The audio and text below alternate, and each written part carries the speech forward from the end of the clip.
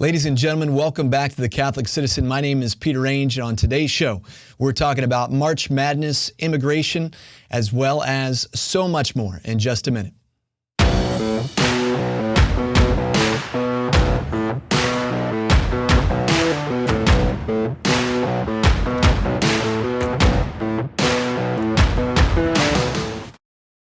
All right, folks, welcome back to the show where I am your voice of conscience. I'm your voice of reason with all the madness going on. I'm not just talking about March Madness in the basketball sense, but the madness that our country is going through. But before we get to it, we have to pay the bills.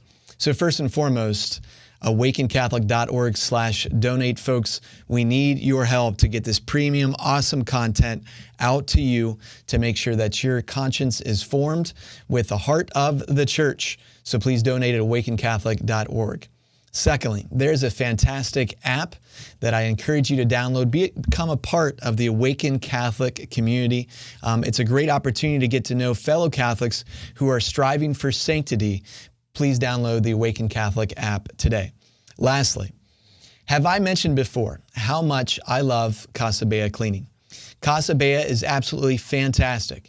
They're wonderful people and they do amazing work. So please, whether it's your home or it's your place of business, if you need to stay free from COVID-19 or any other dirt, Casa Bea Cleaning is the place for you. Please, again, we love Casa Bea because they love us. They love us because we're a pro-life show.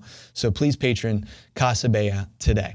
All right, now, there is so much going on when it comes to this country and society, and it's hard to kind of keep on top of everything, but I'll do my best with some of the stories that have struck me this week. First and foremost, Oral Roberts University and March Madness. I love basketball. There's nothing like sitting back and just shooting and knocking down that three-point shot, hearing the swish, the roar of the crowd. Well, there's not many crowds there right now during March Madness, but it's fantastic. My team, the Fighting Illini, they were upset by Loyola Chicago, that darn Jesuit school up there in Chicago. But what are you going to do? So, but there's another school that's making some headlines, and it's not a Catholic school, but it's a Christian school. It's a Christian school that is actually living by Christian principles, by principles that we find in the scriptures. But suddenly now, some people around the nation, including in USA Today, are calling for this school to no longer be able to participate in the NCAA tournament. I'm talking about Oral Roberts. This school has been soundly mocked on social media, and you have individuals, again, from around secular media calling for them not to be even allowed to participate in the basketball tournament. Why is that? Well, in their handbook, they simply write that students are expected to maintain the highest standards of integrity, honesty, modesty, and morality. Certain behaviors are expressly prohibited in Scripture and therefore should be avoided by members of the university community. Their handbook continues. They include theft, lying, dishonesty, gossip, slander, backbiting, profanity, vulgarity, including crude language, sexual promiscuity, including adultery, and any homosexual behavior, premarital sex, drunkenness, immodesty of dress, and occult practices. Did you catch what the secular media and what the country is upset about? The fact that they list all these behaviors that, again, are against biblical practices if you're participating in these acts. And they happen to mention homosexual behavior because if you read the scriptures, God and Jesus is very clear that marriage is between a man and a woman. But because they want to live by these Christian standards from the Word of God, they're being canceled. Ed Stetzer, professor and dean of Wheaton College, retorted back to some of these cancel calls for Oral Roberts, saying that, it's a stunning 180 degrees from the arguments that we heard in 2009 when LGBTQ advocates maintained that all we want is a right to marry. Just leave us alone. Let us live our lives. To which I've always said, please live your lives. There's no reason that we even have to get into this in a public sense. If you wanted to go to a more liberal house of worship and get married, then fine. Like, no one was going to stop individuals from doing that. No one was stopping individuals in 2009 from working for a business that said, you know what, we want to give benefits to same-sex couples. No one was stopping anybody from doing it at that time. But now the LGBTQ agenda is being forced upon the rest of the country, including with the Equality Act and everything that's kind of going on from Washington, D.C. And now they want to ban Christian schools from even playing basketball. I mean, seriously, what is next? So from Chick-fil-A to Salvation Army to the baker in Colorado, Jack Phillips, who we're going to talk a little bit more later in the show, we have to make a decision as a society. Are we going to be truly tolerant of people who hold a biblical worldview? The professor, Ed Stetzer, finishes his article, maybe, just maybe, we could let the religious college kids play basketball without it becoming a national controversy. This is what tolerance used to mean. I mean, my goodness, it's young kids, they want to play basketball. It's really frustrating. Number two, so you hear about this stuff in the news and you hear about how bad Oral Roberts is. My goodness, they're actually inviting their students to live morally and ethically. But the mainstream media refuses to cover what Black Lives Matter is up to. Now, you haven't heard them, right, since the election. Why do you think that is? It's because movements like this, Black Lives Matter and their organization, they're just used by a progressive left around election time to stir up people, to make the Republicans and others look like they're racist, so that individuals who are more progressive can get elected. Now, Black Lives Matter, they're in the news again. It's not very reported, but just recently in Rochester, New York, there's a situation again where there was an injustice believed that took place against an individual, a black man who unfortunately died. We don't know all the details of the case and everything. But there was a protest then. The Black Lives Matter protest basically locked 100 people in a grocery store. And they were chanting outside, they were hurling threats and everything of that nature. So 100 people scared for their lives inside a grocery store, and the Black Lives Matter mob was just saying, threatening again and not telling them that they couldn't come out and stuff. So this was reported by journalist and radio host Bob Lonsberry, who said the Rochester Police Department is just watching and letting it happen. Wegmans posted a tweet later on Tuesday afternoon informing the public that customers were allowed out of the store, though it remained closed for the rest of the day. Friends, injustices do happen in the nation. They happen sometimes based upon, a racial situation. But if we're going to resort to mob rule in this nation to seek justice, we're in tremendous trouble. We have to maintain some sense of order and follow the laws, seek justice through the proper channels. Otherwise, it's literally going to become a war zone in our streets and cities. Is it any wonder people are running to the stores to buy guns today? All right, so speaking of guns, we have to tackle this, and we're not going to tackle it perfectly here. I'm not going to be able to cover all the angles. I've got a day job. Okay, so I know there's a lot I'm going to leave out here, but I certainly welcome your comments and thoughts on what I have to say when it comes to guns. But let us first and foremost be praying for the victims of the shootings in Atlanta, Georgia, as well as the victims in Boulder, Colorado. These mass shootings, they're horrific. They're awful. And it's got to end. It's just so sad and disgusting. But one thing I'm really convicted about is, our nation's need when one of these things happens for revival in Jesus Christ.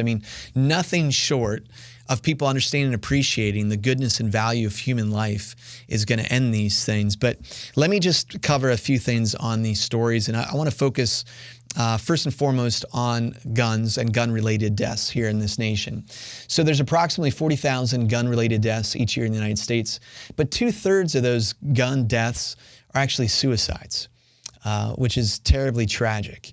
About 1/3 of the deaths reported to guns then are homicides. Now, those homicides usually involve young men ages 15 to 34. Mostly they're involved in kind of gang loyalties or other types of street violence.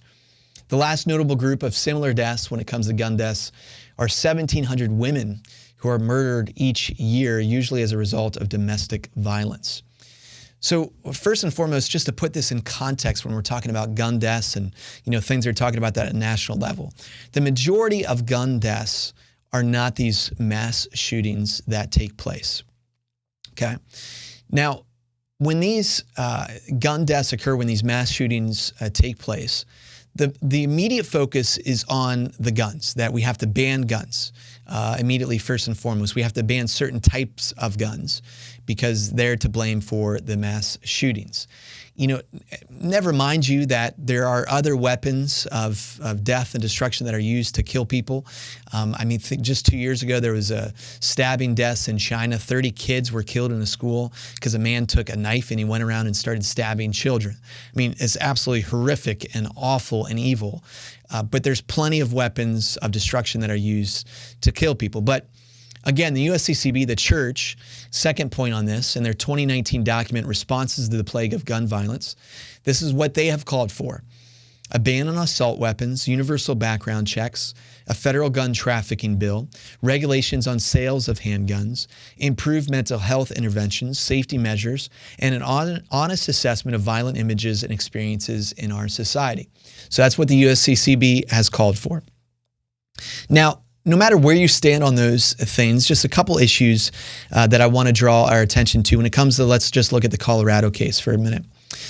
Colorado already has universal background checks, a red flag gun control law, large capacity magazine bans, domestic violence gun laws, an extended background check period, state database background checks, and gun-free zones. All these exist in Colorado, where the latest mass shooting took place. But Ahmad al-Issa, the shooter, was convicted of a third-degree assault, a misdemeanor in 2017. That's punishable up to 2 years in prison. This should have been caught in a CBI background check, but it wasn't. So he went in to buy the gun. It should have been caught in his background check, and it wasn't. Perhaps a first step when we're talking about the gun debate and gun decisions, what we ban, what we don't ban, so on and so forth. Why don't we simply enforce the existing laws on the books? Maybe that'll make a difference in these circumstances. It is a statistical fact, and we have to keep this in mind, again, looking at the context, that jurisdictions in this country with the strictest gun control have among the highest rates of crime and murder. Gun laws do not guarantee safety, but let's first just try to enforce them to start with. All right, number 4. Another facet to these stories which troubles me, and it should trouble all of us, the way that the media is trying to twist these stories, is when we look at the shootings in Atlanta, for example. The suspect was apprehended, and he immediately told the police that he had a sexual addiction, and he thought that, by killing these women in these parlors, that this was somehow going to help others with sexual addictions. Clearly he has some severe mental health issues. But the media didn't focus on that. They focused on the fact that he was white and that 6 out of the 8 victims were Asian Americans. Now, perhaps that the shooting was racially motivated, and we have to dig into this man's life to figure that out. But the first thing that they focus on is the fact that he's white, and then 6 out of the 8 victims were Asian Americans, okay? So 2 of the victims were not Asian Americans in this particular shooting. Now, why is this so troubling to me? Because the shooting in Colorado, what they do or do not focus on in this particular shooting, the 10 victims were all white, and the individual was actually Muslim from Syria. But this isn't reported in the mainstream media. Instead, the mainstream media, when this story was first coming out, was talking about a white man going on a rampage. So, friends, this is why in these situations, I don't jump immediately onto the media's kind of story or coverage of these things, because their narrative of the story isn't necessarily following actually what the particular facts are. Now, again, the individual who did the shootings in Colorado, who was Muslim from Syria, now it seems like he also has some mental health issues going on. If you participate in one of these shootings, it's the only thing imaginable to me is that you actually have some mental health issues. But I'm bothered by this because rather than focusing on where our focus should be, which is caring for the victims and the families, the media jumps to these narratives, wanting to blame A, either guns, or B, crazy white men. When, again, in these shootings, that's not always the circumstance. Rather, why don't we honor the lives of the victims in these particular shootings? That's where our focus should be first and foremost. So how about the life of Officer Eric Talley? 7 children. His youngest, I believe, 7 years old, a Catholic, a devoted father, a husband who cared deeply for his family, and a soldier for Christ, as he was described. We should be focusing on honoring his life first and foremost before we jump immediately to, whatever political point we want to make. Number 5. All right, let me wrap this up here for you. Look, I'm not against sensible measures when it comes to talking about guns. I think that can be a part of the solution. But here is the key. Where is our focus, our priority when it comes to these crimes? Here's where I think they should be in this order. First and foremost, our priority, our focus should be on our godless society. We have removed God from our schools, from our homes, from the public square and discourse. And when our society starts to decay and we don't respect each other, and we kill innocent life in the womb, we don't respect innocent life in the nursing homes, and we don't respect innocent life in the streets, we wonder, what is happening? Why don't people care for human life? It's because we don't believe in God anymore in this nation. And we don't dare allow God to become a part of these conversations. We think, oh, how dare he talk about God? This has nothing to do with him.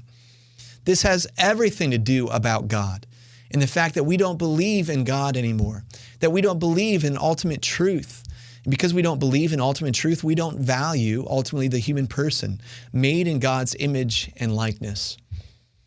Number 2, why don't we ever talk about the reality that many of these shooters are boys without fathers in their lives? Dr. Warren Farrell, author of the new book, The Boy Crisis, took a look at the majority of mass shooters.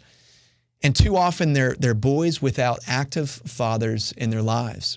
Look, we know that 72% of adolescent murderers grew up without fathers. 72% of adolescent murderers grew up without fathers. The same as 60% of all rapists grow up without fathers. 70% of juveniles in state institutions grew up in single or no parent situations. Moms and dads matter. Number 3 on this. Why don't we focus on mental health care? Look, people are hurting. We need to surround them with the services that they need. We need a national focus on this. And it's not just giving them medicine. I mean, our country is in many ways overdrugged, but surrounding individuals, particularly these young men with fraternities of support,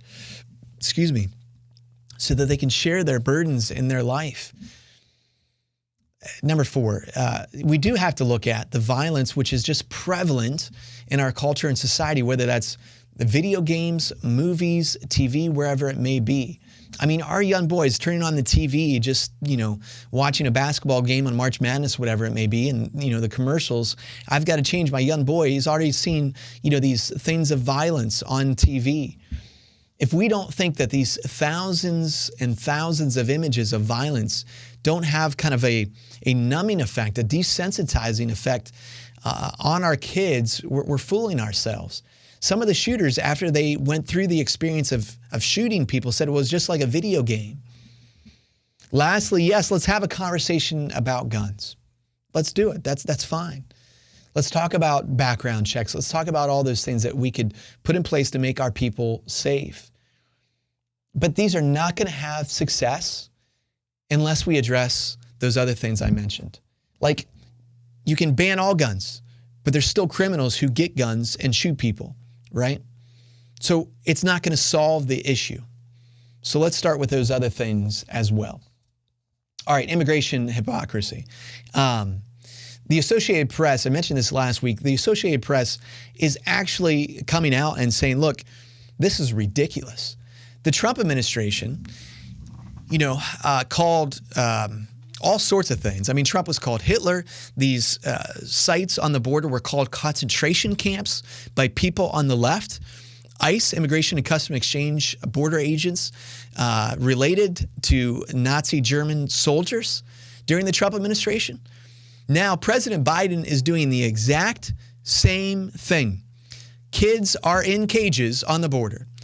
And again, we've seen the headlines, and I've highlighted some of this, that these aren't called cages anymore. They're just called migrant detention centers, suddenly when the Biden administration is doing it.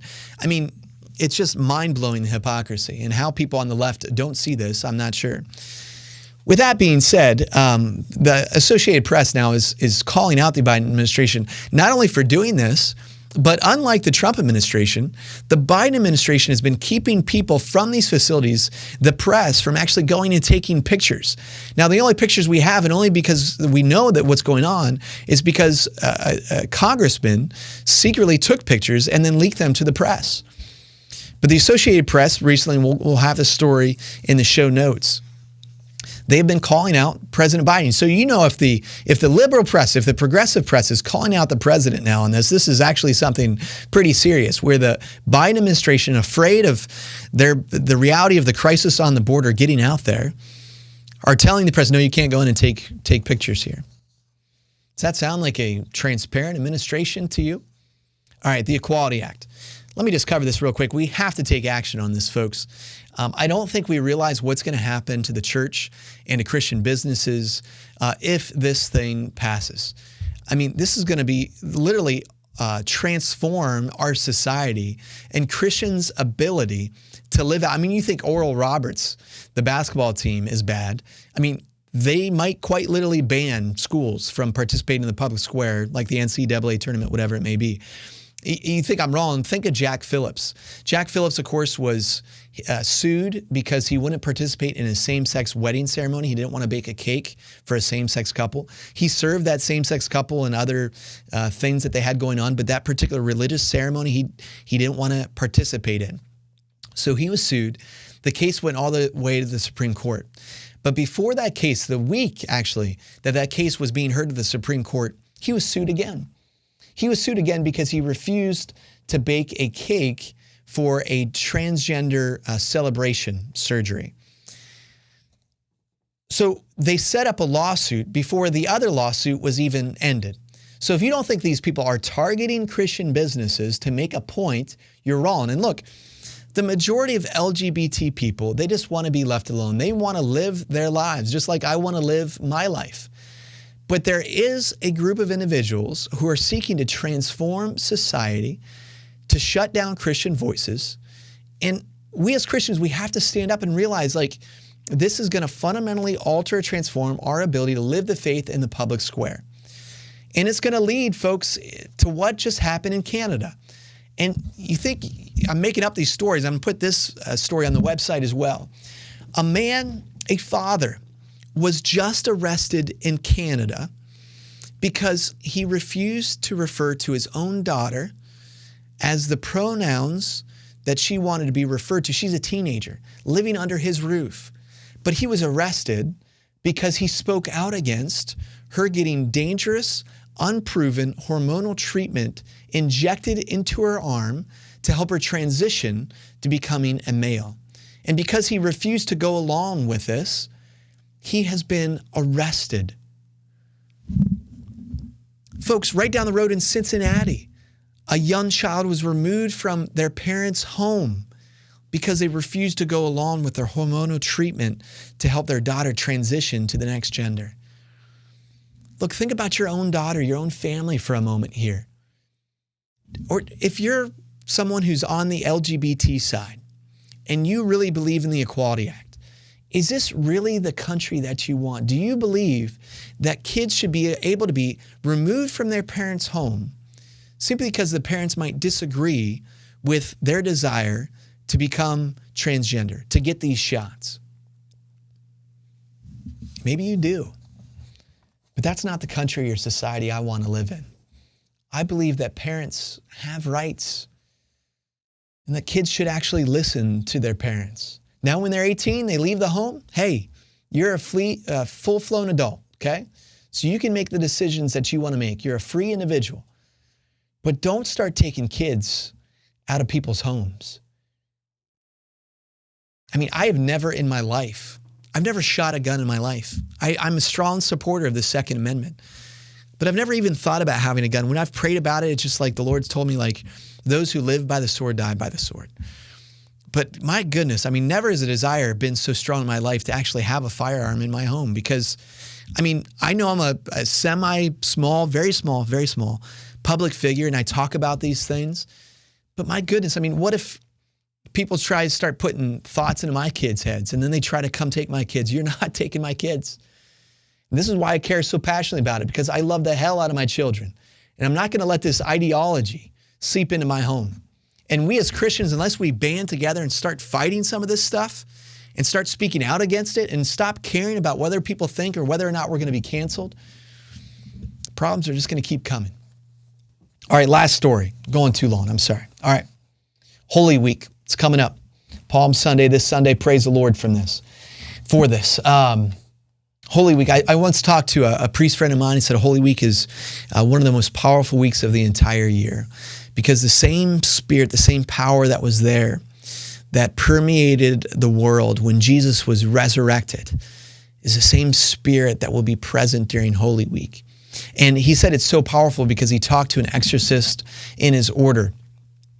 And he was kind of joking with his exorcist. Oh, you're going to be really busy. It's Holy Week coming up. You know, you got a lot of exorcisms to do. And the exorcist actually told him, actually during Holy Week, we don't have any exorcisms. We do. We have found that the grace of God is just so thick on earth during this time, during the resurrection time, that all the demons flee. Friends for Life, soak up this grace that is present during Holy Week and believe that amidst the messiness and the madness of the country and society right now, that God is at work. An example of that, we've been talking about these mass shootings. Well, back in 1999 on April 20th, a young woman named Jenica Thornberry had a strong urge to leave her high school library where she was at in Columbine, Colorado. Minutes later, where she left with a friend to a local restaurant, Eric Harris and Dylan Claybold opened fire on their classmates, killing 12 students and a teacher, most of them in that same library. They also wounded 24 others. In the aftermath of the massacre, Jenica struggled with hopelessness, but that led her to an encounter with Jesus Christ, and she became a Christian. And then she became Catholic. And then she became a nun. Sister Mary Gianna now prays weekly at her local 40 Days for Life vigil to end the senseless violence of abortion, because she recognizes that if we're going to respect human life in this nation, it begins with the 2,300 innocent children in the womb that are aborted every single day in this nation. Sister Mary Gianna, please pray for us. Pray for this nation. We'll be praying for you. All right, let me finish this show with Owen Strachan, who said this. And sometimes, I wonder, why am I even doing this show? It takes a lot of time and energy and effort. Is it really making a difference? But then I reminded about Matthew chapter 25, verse 23. And I want to remind you, even when you feel like you're not making a difference, that culture and society continues to decay, keep fighting. Don't give up. Just be faithful. Because the Lord, after all, does not call us and does not say in the Holy Scriptures, well done, good and successful servant. He does not say, well done, good and popular servant. Excuse me. He does not say, well done, good and impressive servant. He does not say, well done, good and worldly servant. No, the Lord says this instead. Well done, good and faithful servant. Well done, good and faithful servant. My friends, during this time period in human history, don't worry about anything else, but just be faithful to the Lord. Because in the end, we win. Because in the end, there's resurrection. God bless you. We'll see you next week on The Catholic Citizen. This show and all media on Awaken Catholic is made possible by the Awaken Nation and the Hallow app. The Awaken Nation is a community of people like you who support all things Awaken for as cheap as a cup of coffee a week and get access to exclusive content. Learn more by visiting awakencatholic.org/donate. Hallow is the only audio-guided Catholic prayer app focused on contemplative prayer and traditional Catholic meditation such as Lectio Divina, Daily Examen, and the Rosary. We here at Awaken all use Hallow every day and love it. To learn more or give it a try, visit hallow.app/awaken.